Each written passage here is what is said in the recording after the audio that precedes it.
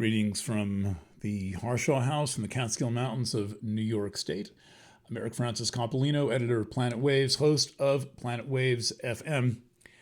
Here with a new edition of Planet Waves TV that is going to be devoted to the Saturn-Neptune conjunction and also explaining this thing that I've been talking about now for almost 2 years called the Family Hunger Games, a pattern in mid-Capricorn, and to show you where the group of planets in Aries, which is getting all the attention, intersects with the group of planets in Capricorn, which is getting next to no attention whatsoever, because the planets are kind of in the minds of most astrologers, either they don't exist, they're too small to think about, they've never heard of them, or they are shadow planets. So again, I'm going to talk about where the Saturn-Neptune conjunction, which is exact tomorrow, the Chiron Eris conjunction,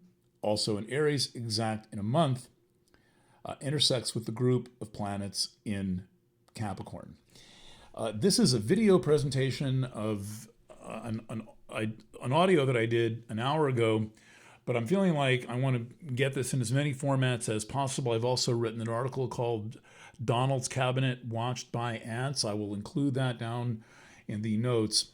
And this astrology is, of course, significant of itself, but it's especially meaningful in that, for example, I woke up this morning, as did everyone else who checks the news in the morning, to learning that essentially Iran has been surrounded by American aircraft carrier groups, battleships, and activation of military bases in West Asia. It really seems like they are getting ready to essentially do to Iran what was done to Iraq at least twice, and done to Vietnam and El Salvador and Nicaragua and Korea, North and South. It just goes on and on and on. And the same morning that we learned that Prince Andrew, the brother of King Charles III, brother of Edward, the son of Queen Elizabeth and Prince Philip, has been arrested in connection with the Epstein affair. He is accused of multiply raping a young woman. This goes back about 20 years. So it's huge movements in the news right now.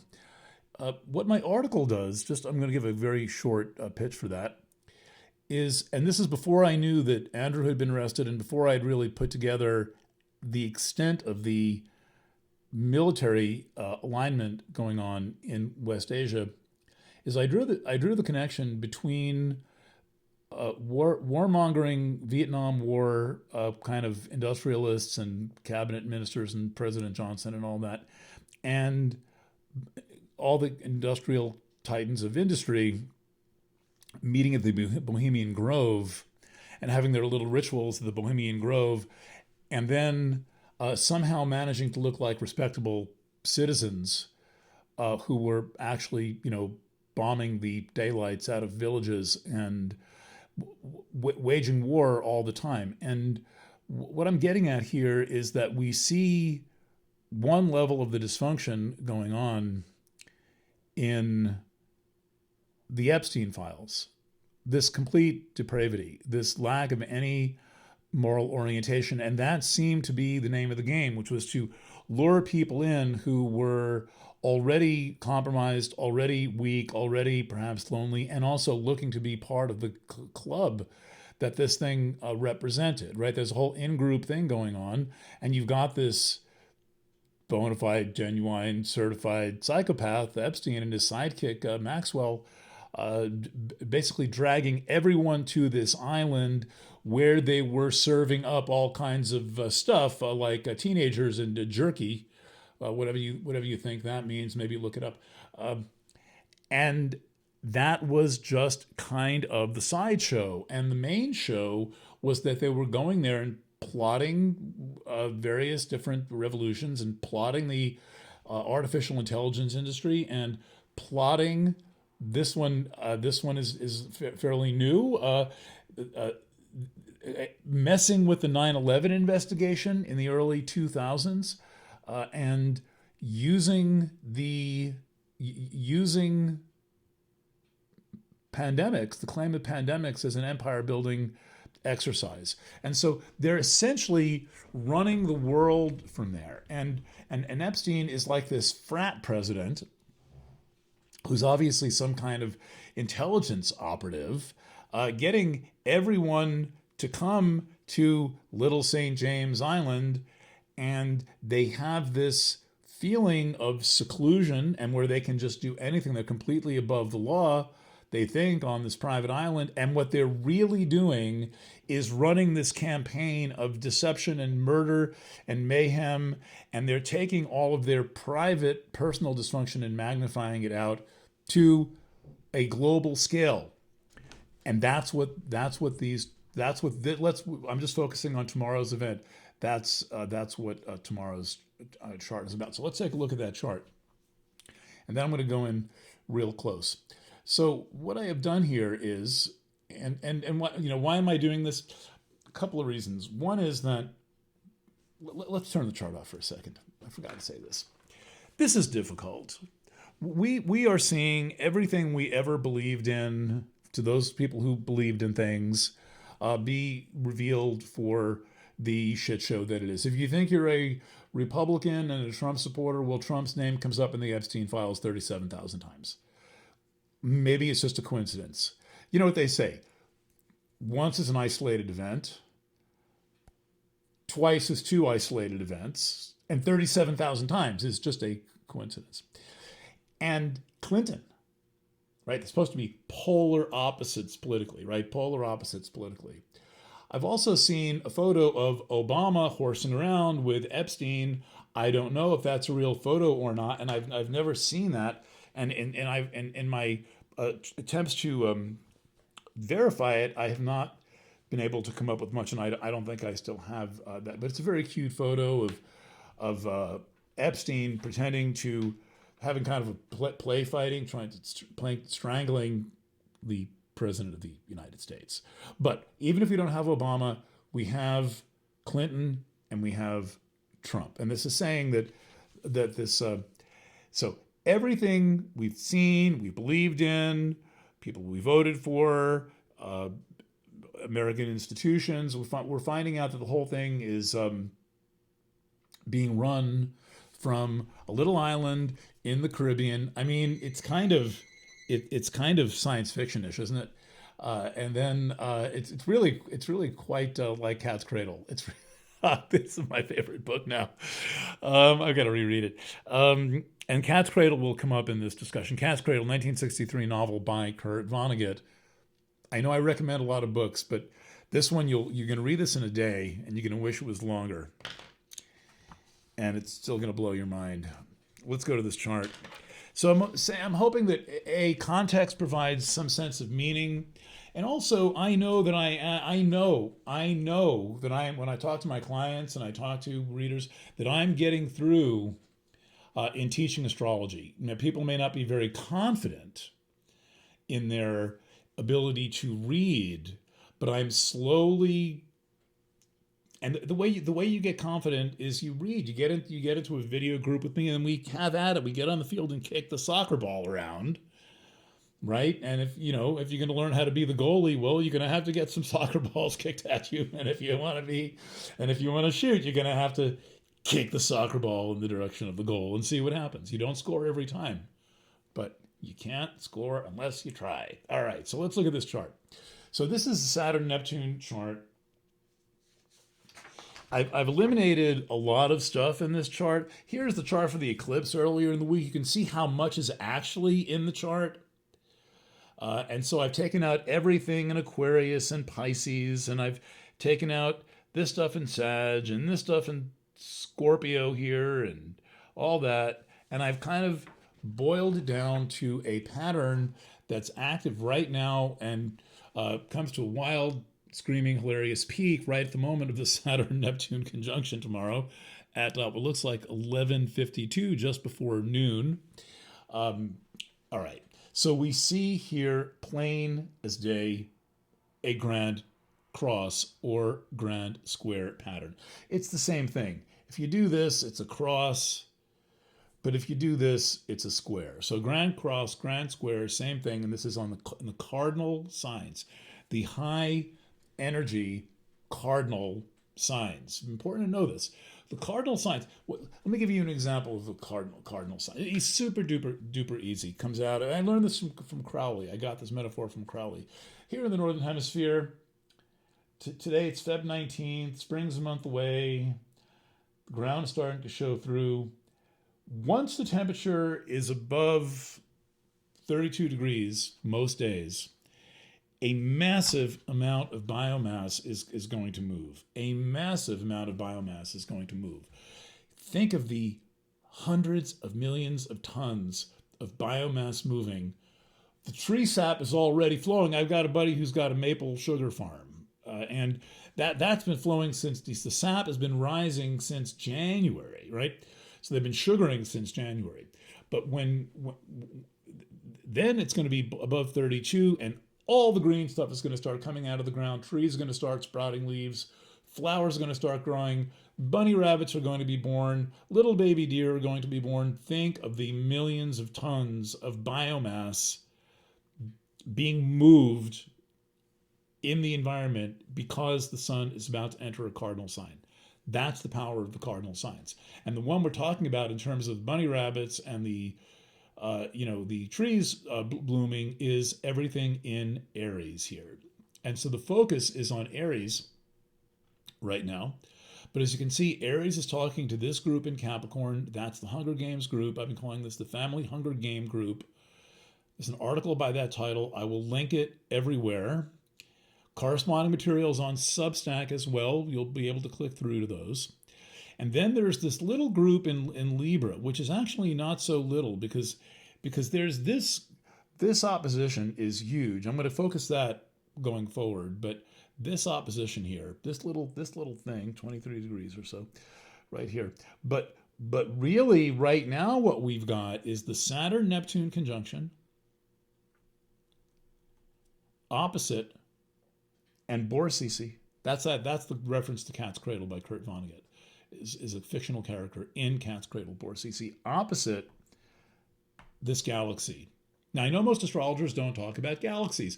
Yeah, sure, Alex Miller does. Phil Sedgwick does. Okay, so, you've got some sources there. Seems like Miller's doing more asteroids, and also he just counts galaxies as black holes. I take a different view of galaxies. Phil Sedgwick's written a lot about M87, but the point of M87 is it's at 2 degrees of Libra,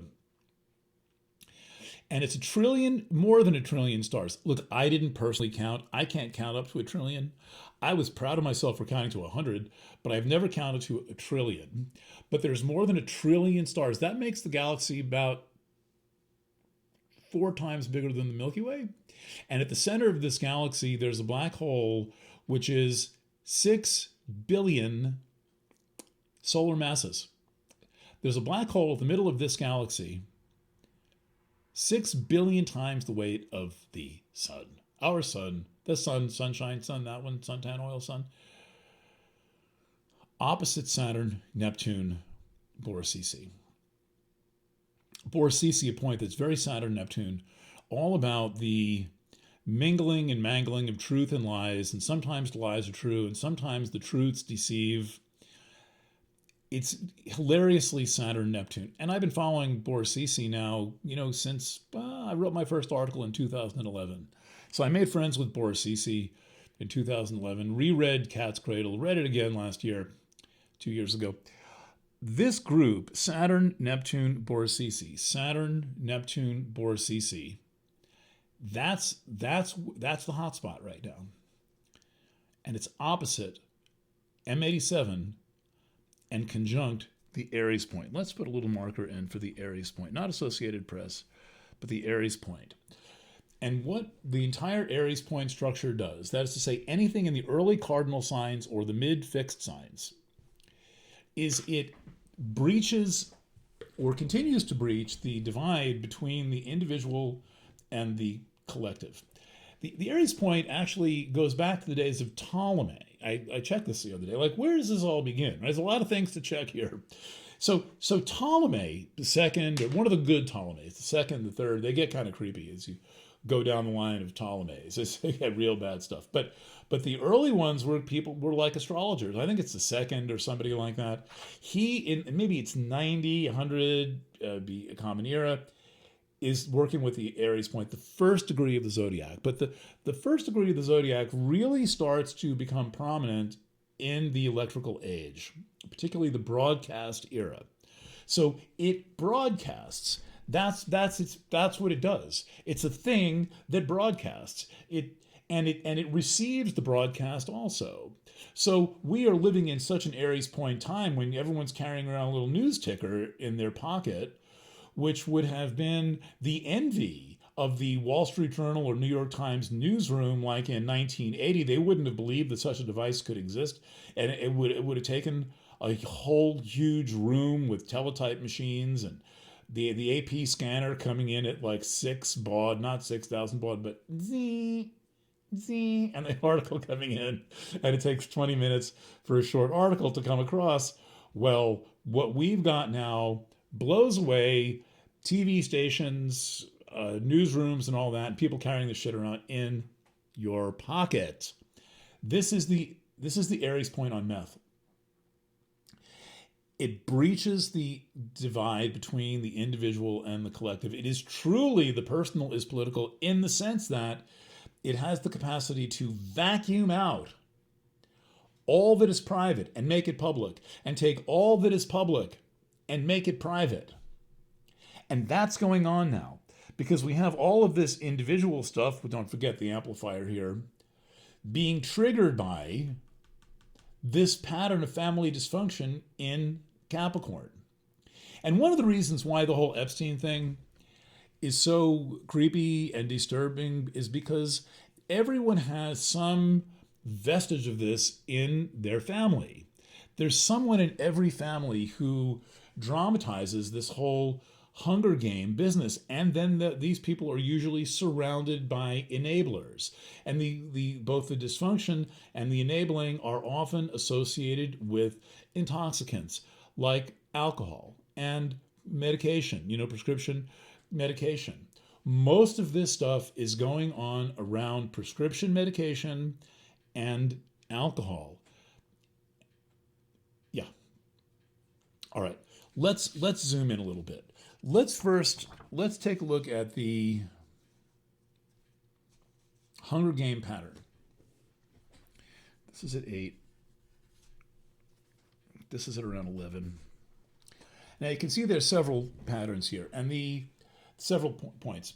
The main constituents of the Hunger Games pattern, and I'm the only one calling it this, are Pholus, the second centaur. These are not asteroids. These are things that are going to be in Capricorn so long that this event is still peaking in 2030 in 4 years. So this is not any asteroids. Asteroids just go whipping around the solar system in 3, 4, 5 years. The group consists of Pholus, which is the alcohol connection. That's the alcohol issue and intoxicants, and the 3 generations issue. Then there's Quaoar, Quaoar. That's a Native American god of creation, associated with Los Angeles. That's at 12. I've written that in there. Yeah, I could write that again. That's 12. That's 12. Actually 13, but I'm gonna just use the number, the big number. This is really degree 13, but I'm going to call it 12. Also at 12, Quaoar. Then Cupido, right in there. Quaoar is family pattern back to the beginning of the tribe. Tribal origins. Cupido is gathering of any kind, including family gathering. This is a trans-Neptunian point out of Uranian astrology. It's early 20th century development, very much a creature of the radio era. Early radio era. And it's about tribal gathering. So we've got tribal gathering, tribe itself, 3 generations, and all other tribal references. And then we've got Ixion, who is the member of the clan, the tribe, or the family, usually invited in from the outside or some kind of person. external to the family. It could potentially be in the family, but it can also be an Epstein type character, or the babysitter, or the, your mother's sister's husband babysitting, etc. You get my point. This is a seething pit of dysfunction. And it's coming up in everyone's chart, since everyone has this somewhere in their chart. But it is and it's largely invisible to astrology. I mean, but the thing is this, and I explained this in the audio as well. The problem with using the minor planets, such as these, is, besides the fact that most people can't bring themselves to believe that they're relevant, that's a scrim. What's actually going on is, when you start to look at these planets and the patterns that they form, you start to see and feel and experience all kinds of things you don't want to know about. And so if you bring them into if you're a novice astrologer and you bring them into the chart of a client, a friend maybe you're reading for, you're doing a casual reading for a friend, and you saying, like, you know how to bring it in, well, what could happen is you can end up in very deep water very quickly. And so it's not, at that point, not about being an astrologer, it's about being able to handle a human being who is in distress and who's being triggered. But the point is, we're all being triggered because there is some species of this dysfunction in every family. Okay? Juno has recently passed through the territory. Nemesis is at about 3 degrees. That's a symbol. It looks like Eris. That's it. That's Nemesis. Nemesis is going to be jumping in. So if this was not already a nemesis, it's going to be an even bigger nemesis coming up. So, batten down the hatches and pay attention, and have somebody in your life you can talk to about your family stuff with. I mean, part of why this shit persists is that, understandably, people don't want to talk about it. Less understandably, they don't want to think about it, but I don't blame anybody for not wanting to think about it. And there are almost every family system has a whole bevy of enablers who will guilt you out of even thinking about these things, because these people are the ones who have been involved, they've known about it, they've covered it up. That's what enabling is. It's facilitation and covering it up. And so if you happen to be a sincere person in the mix, this type of kind of creepy family constellation is likely to try to, in some way, protect itself from you, who might have an interest in understanding the truth and understanding the reality of what is happening. What is driving all this insanity? Now, in the article, I make the point, in the article, Donald's Cabinet Watched by Ants, which is based on a Bly poem. It's based on a Robert Bly poem from 1967. And what I'm looking at in this article is I'm analyzing how it is that the world just stays so fucked up. And yet all these people are sincere, and they're going to have business deals, and they're going to make AI, and they're going to make a lot of chips, and they're going to have treaties and agreements and pandemic preparedness responses, and they have this gleaming Brooks Brothers or designer whatever kind of image, all the disposable $10,000 dresses that the British royalty wear. Disposable, 10, 20, 10, nope, no price limit. All the gold in the Bank of England. Sure, we'll trade a bar of that gold for a dress we're going to wear once. What a crock of shit. So underneath all of that is this. They're out there on the front page of the New York Times looking real sharp in their suits and all of this. And then they go to Epstein Island. And they're eating jerky. Look it up. They're eating jerky. Oh, now I'm starting to... I'm a little late to the Pizzagate game. The code words in the Epstein files for things you shouldn't eat. Pizza, pasta, and jerky. Now remember, these are people who are used to going out to $500 dinners in London or Paris or whatever, New York, or having sumptuous catered banquets and private dining rooms like in Epstein's mansion. And then they go to this private island and they're eating pizza, pasta, and jerky. So the point of Johnson's Cabinet Watched by Ants, the poem that I kind of explicate, is that they look so credible during the day. They are such successful businessmen and women trying to fix the world and save everything. But what's really going on is this. So this is exactly why the world does not get better. Because the people who are claiming to make the world better, glad handling people and shaking hands, and they're so fucking charming. You should meet some of these people. They are so charming. You think, wow, you want to just congratulate them for existing. You want to kiss their ring because they exist and they took 30 seconds of their entire life to say hello to you. This is what they do.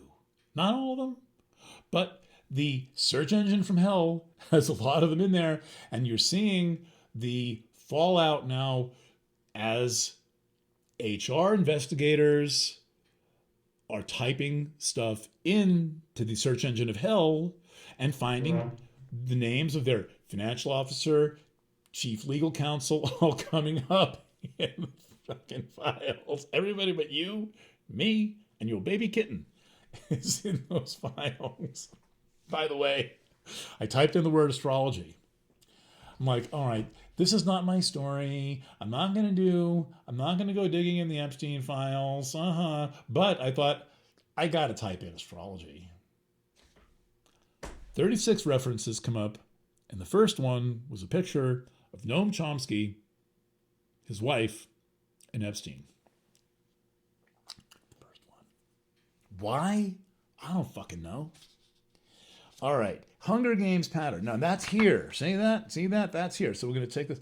This is kind of cool, right? I'm using super sophisticated electronic, boom. It's called pencil and paper. I've got a lot of crayons. All right. Now let's look at the Aries pattern. Now remember, we are connecting this with this. We're connecting this here with this here. It's not so hard, but you gotta think slow. You can't be in a hurry. You gotta cogitate a little at a time. And I've probably cast this chart like 20 times.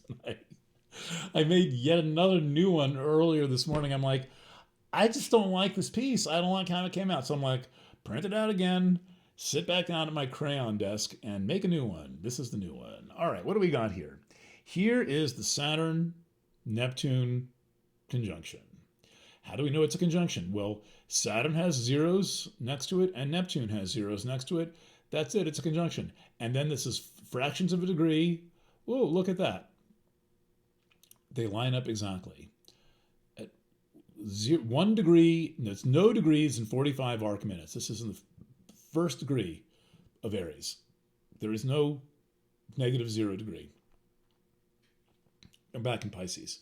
Then to Boris CC. Boris CC, trans-Neptunian point. 270, 280, I'm not sure. It's a, hold on, let's get the orbit of Boris CC. Boris CC is a classical Kuiper object, not a Plutino. It's got a slower orbit around 300 degrees. Let's see, I've got Firefox jumping up and down here. I'm not sure this is, oh good, it's gonna launch. All right, orbit of Boris CC, 293 years. So just in case this interests you, there's two types of planets out in the Kuiper belt. Kuiper belt is where Pluto is. Some of them are like Pluto. Their orbit's about 250 years. That's like Ixion is one of those, and Orcus is one of those. And then there's planets that have a slower orbit, about 300 years, and for some reason they're called classical Kuiper belt objects, and they're in approximately the 300-year range. Boris CC is one of those points. 66652 Boris CC. There is glorious old Boris CC. So we have this truth and lies theme with Boris CC and with Saturn and with Neptune. And notably, where do my stuff go? See these green lines here? They're the ones that connect to the galaxy, M87. So there's a lot of energy coming up in here. So this is the main event and the cluster. And there's a lot of other stuff gathered around the cardinal points, but I'm just giving you the basics. Okay, next case. We have this little teeny cluster at about 12 degrees, Salacia, which is about your true sexual being, your true sexual identity.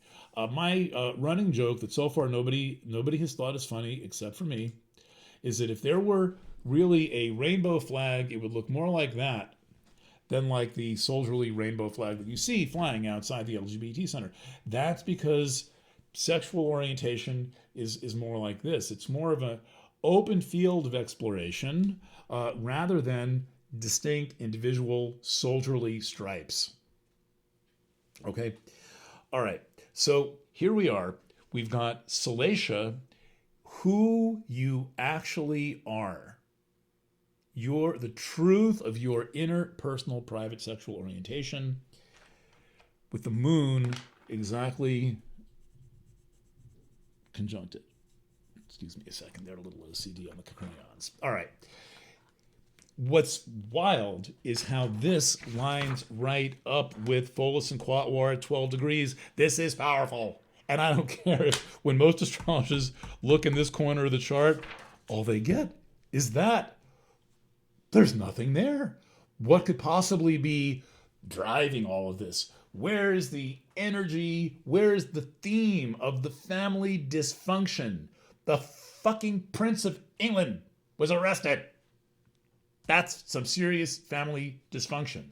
And this is not, look, I know that people have their own problems, but Queen Elizabeth II, I really wonder what was going on there. So this is how the pattern looks from Capricorn, and then when you connect it to Aries, this is what it looks like. And you're looking at the numbers. You know math involved. You just look, and the address is 12. The address is 12. The address is 12. The address is 12. Boom, you got it. All right. So what's the moon doing there? Well, I mean, the moon is quick. The moon's one of the second hand. Really, it is the sweeping second hand of the astrological chart. Nothing except the ascendant moves faster than the moon, right? You have the daily cycle, but then your next shortest cycle is the monthly cycle. And here's the moon queuing right up with Salacia. So the moon is a symbol representing mothers. It also represents children. It can also represent the public.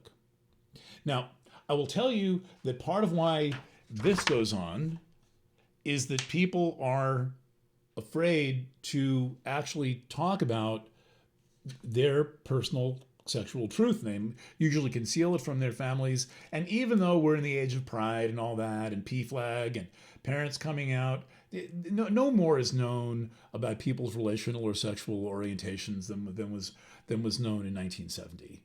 Possibly more was known in 1970 because at least there were books written and people would have private conversations. And the reason that people can't express themselves honestly is because when you do so, you're doing so in an environment of complete mishigas, chaos, and dysfunction, and guilt, and enabling, and facilitating, and alcohol, and denial. And so the self is forming usually in this kind of brew of complete mayhem and madness and the reeking scent of alcohol and psychotropic medications, which I think are a far equally serious problem because people are usually doing both. All right, so we've accounted for Saturn, Neptune, Borsisi, and M87 galaxy. We've got Salacia and the moon. I won't say that I've been hesitating on the matter of Salacia which is not about salaciousness, but it can shadow transform into salaciousness, which is what we're seeing. Um, in terms of like, I've been and I'm the only person with this formulation about salacia, a classical Kuiper object. And I started writing about that in 2020 maybe, and so I've been delineating it for 5-6 years. Well, there's now no question in my mind how central this is to all the stuff we're seeing, this theme of how to be you, the urgent necessity to be you. Everyone has their own book of blue, whether it's written or not.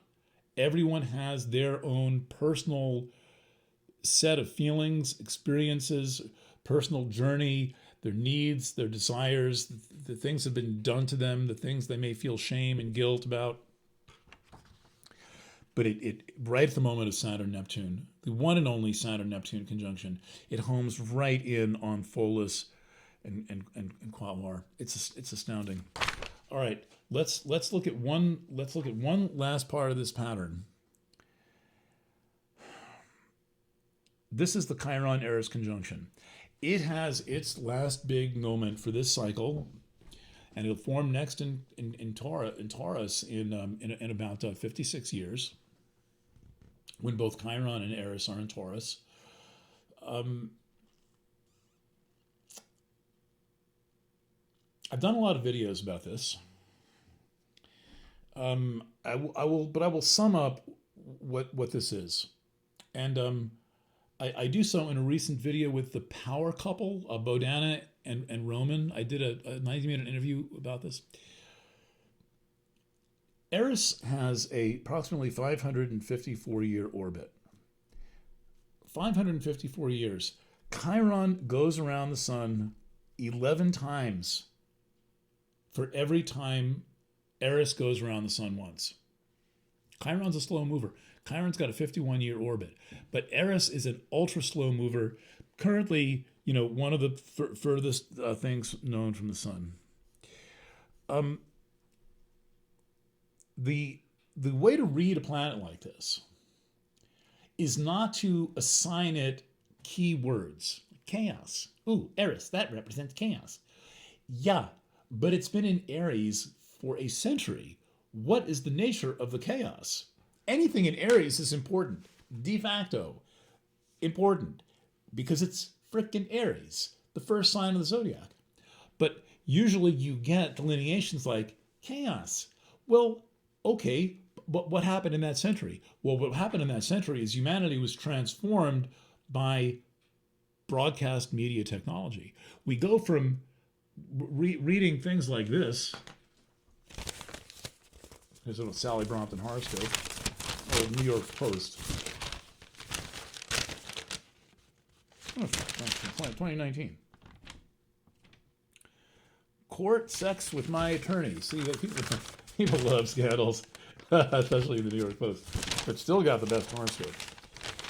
We go basically from print technology, reading, to broadcast technology in approximately 5 minutes, under the influence of Eris in Aries.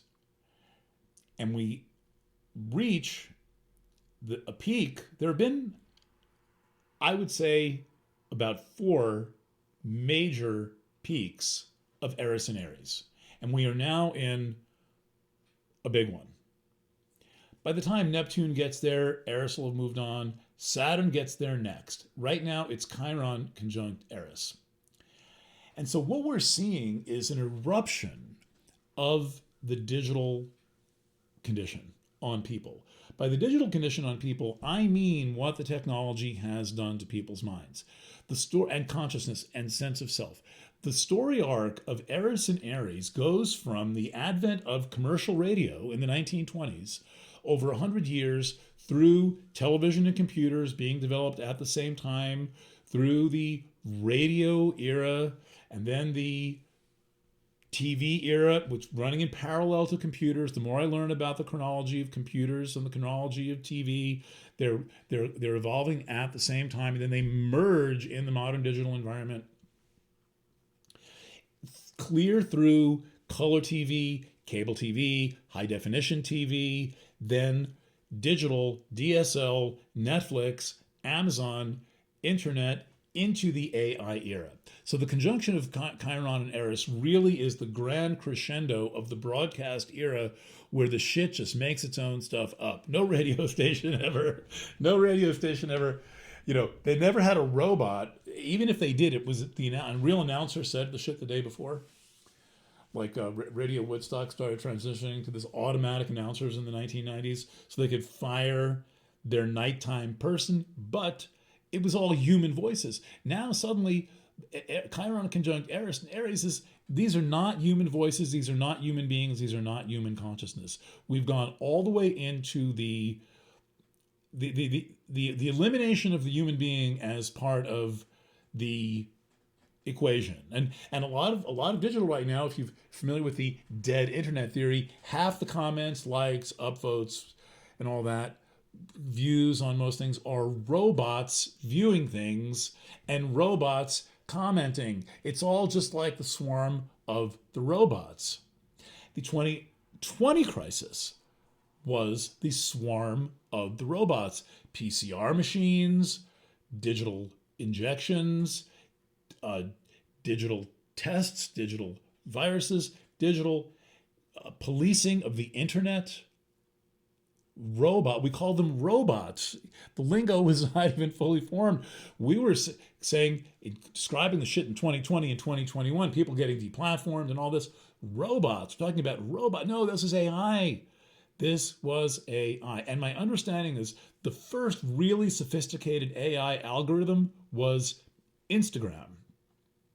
And that was being policed in 2020. So this is the kind of like the wake the hell up moment of the digital environment. So with Eris, we have all of this collective thinking, this tribal, de-individuated, complete lack of privacy. That's the nature of the chaos. There's a lot of ways to describe chaos, including creative chaos, like the god chaos, the Greek primal creator chaos and Gaia. But this is toxic chaos. This is de-individuating chaos. This is dehumanizing chaos. And it is eliminating the private self. And then all these kind of completely disoriented people are trying to associate with one another. Chiron is the opposite effect. Chiron is powerfully individuating. Chiron is nothing if not the sigil of self-awareness. It is all about, there's an interior quality, there's commitment to healing, and there is, with Chiron, there is the I'm committing to do what I need to do for me experience of healing. There's no healing in Eris. Eris is the thing being healed from. And it has taken me time to understand Eris, but even I wrote the first monograph about Eris 20 years ago called Facets and Fragments of Self. It should come right up in a Google search. It's available for free, Facets and Fragments of Self. And I knew that Eris was a fragmenting influence, that it had a way of shattering the personality. I mentioned broadcast technology, and Marshall McLuhan's name is in that first monograph. Now I realize I kind of got it right more than I thought that I did. Chiron is awakening people from this. Chiron is an attempt to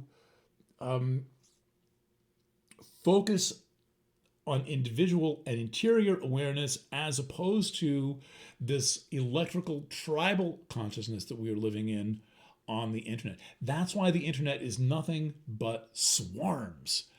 It is swarms, and you wonder, why does this video have 3 million views? This is a little girl going doo-doo-doo-doo-doo, making a little finger dance, mouthing along with some other person who didn't even write that song, and then it's got 3 million views.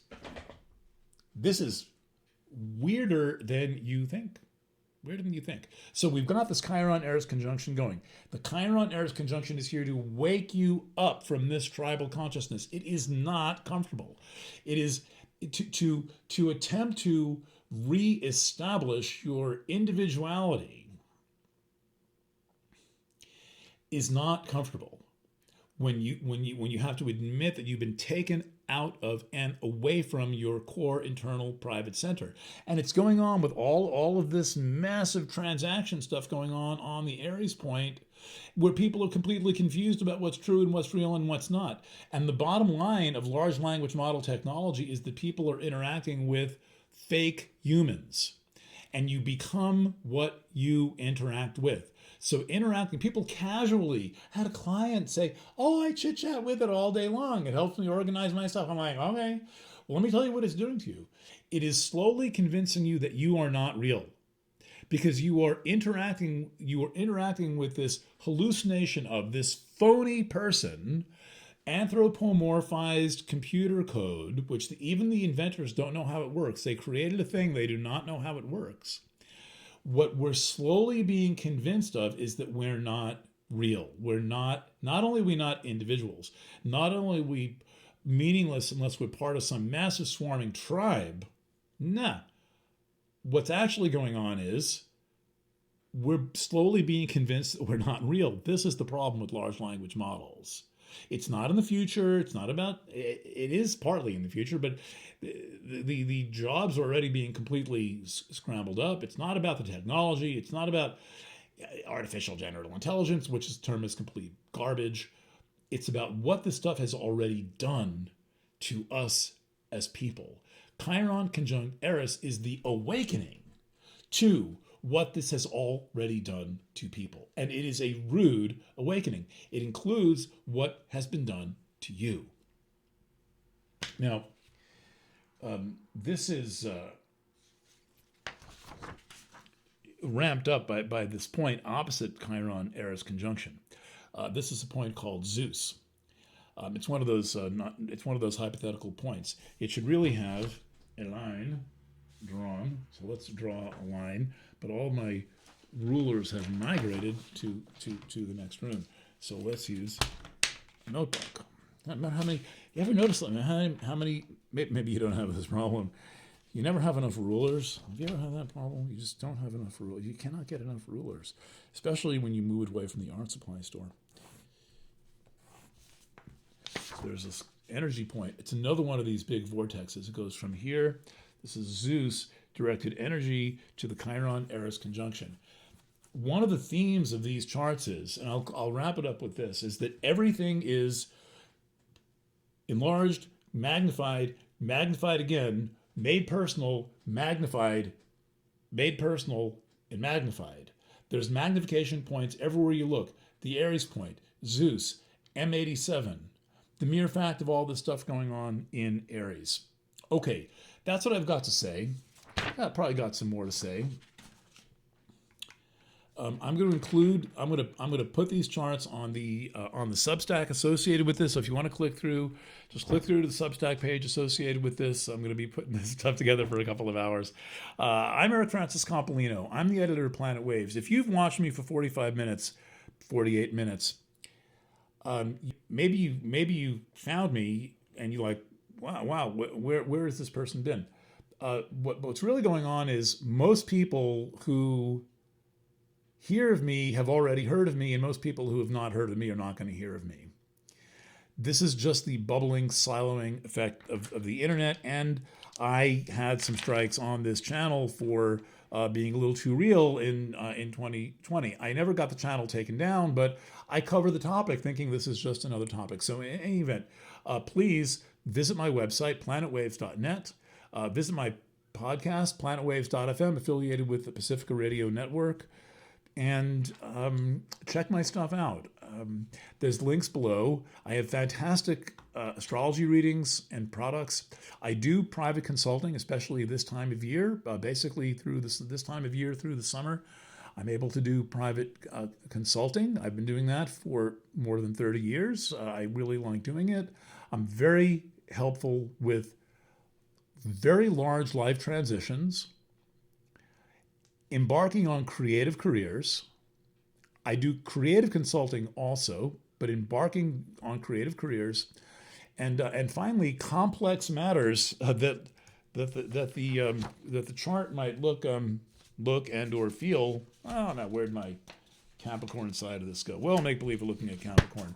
When this Hunger Games stuff starts to come up, I'm pretty good at helping sort it out and being someone you can actually talk to, who is going to respond in a reflective and sane way. So this is part of my consulting work. But I have all kinds of fantastic prepared readings. If you go to the Astrology Boutique, astrology.boutique, and YouTube link below, you'll see what I've got. Very affordable stuff, and I promise you helpful.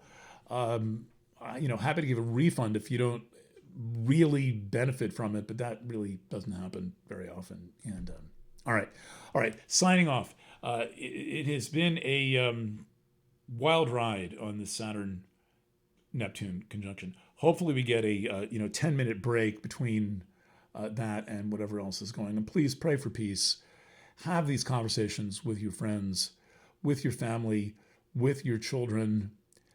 All of what we are seeing right now is being done to us. None of this is happening by accident. Everything is happening by design. So get hip to that design and take care of yourself and the people around you.